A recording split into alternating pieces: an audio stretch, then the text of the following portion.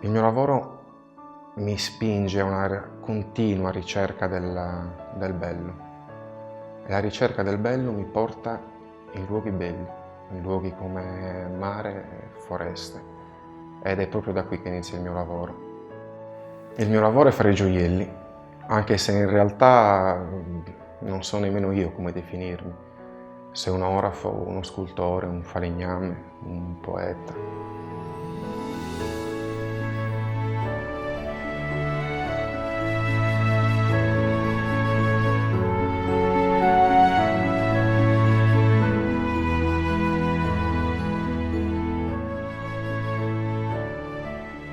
Un giorno al mare ho visto una conchiglia, quelle che vedevo sempre, quelle che ho raccolto, che raccoglievo da sempre, ma ci ho visto un viso, mi è sembrato di vedere un viso di donna.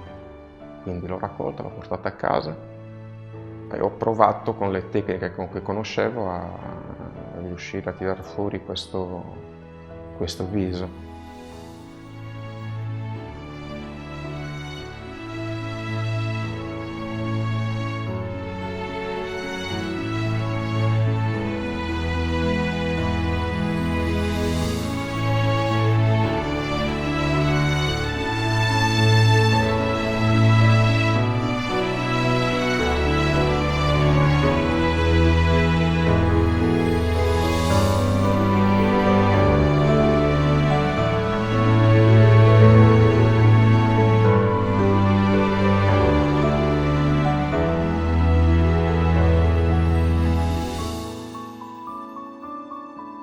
Il risultato è stato sufficiente e mi ha spinto poi a una ricerca di tecniche capaci di farmi riuscire a lavorare la conchiglia, di plasmare la conchiglia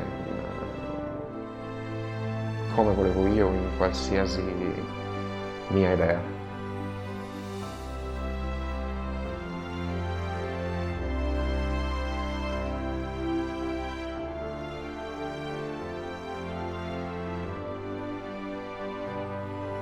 E se è vero che il mio lavoro è fare i gioielli,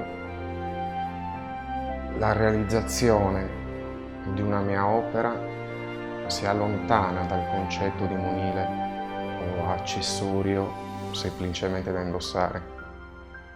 Vendere ciò che è intimo, è dentro di te, quello che sei tu veramente, è stato difficile.